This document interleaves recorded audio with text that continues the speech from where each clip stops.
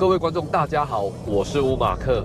今天我要来回复观众的问题。上次我拍了一集 ACC 介绍，有观众跟我说，看了那一集的内容之后，对于 ACC 的操作还是很不了解，所以这一集我将要再进一步的说明 ACC 如何操控。这一集我也想要来介绍一下空调如何使用。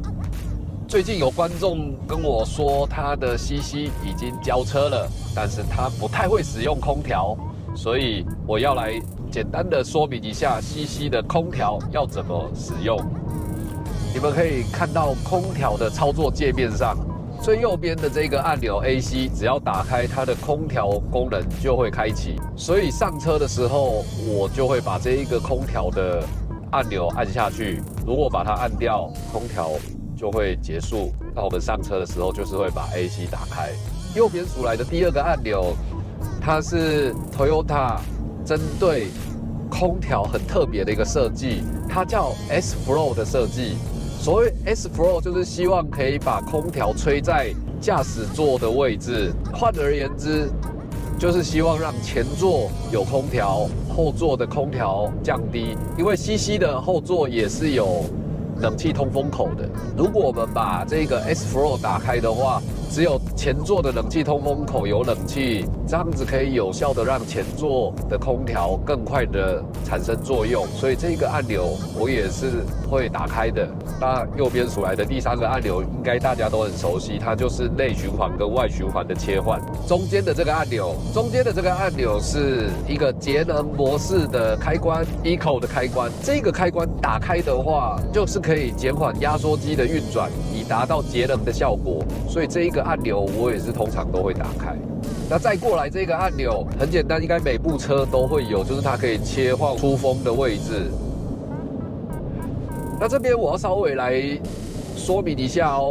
如果你把 Auto 打开的话 ，Auto 只要一打开，它的出风的位置就是会固定。左边数来第三个按钮，这就是后挡的除雾，然后再过来是前挡的除雾，然后再来就是它风扇的开关。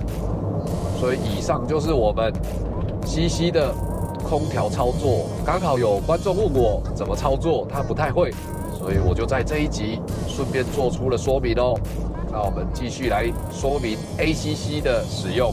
现在我在国道3号上面，我的时速是80几公里，前面有一点塞车，那我准备打开我的 ACC。ACC 的开启就是可以透过右边的这个按键，圆形的按键按下去之后呢，就会有一个雷达就绪。雷达就绪之后 ，ACC 已经 ready 了，你就可以再按下面的这个 set 来准备设定你所要的时速。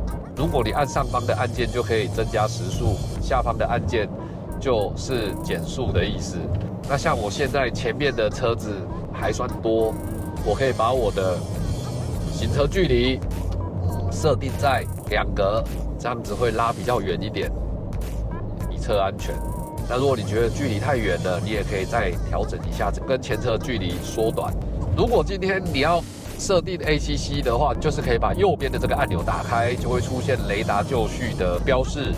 雷达就绪之后呢，按下方的 Set， 只要一按下去，它就会跟车跟在你现在的时速上。这时候如果你想要加速的话，就可以按上方的加；减速的话，可以按下方的减。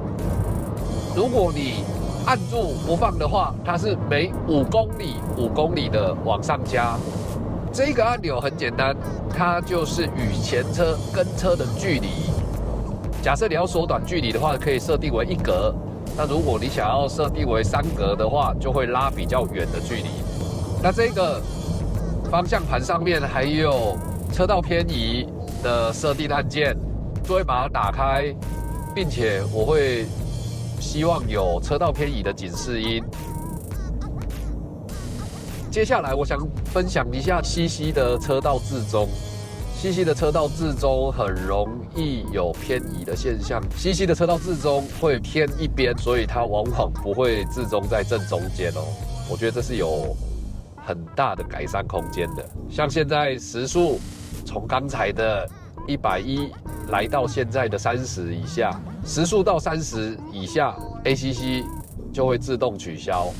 因为我这一部车的车型 ACC 是时速30以上才会做动，后续的车款都是全速域了，所以30以下也可以做设定咯。那这一集就到这边，欢迎订阅、按赞、开启小铃铛，我们下次见，拜拜。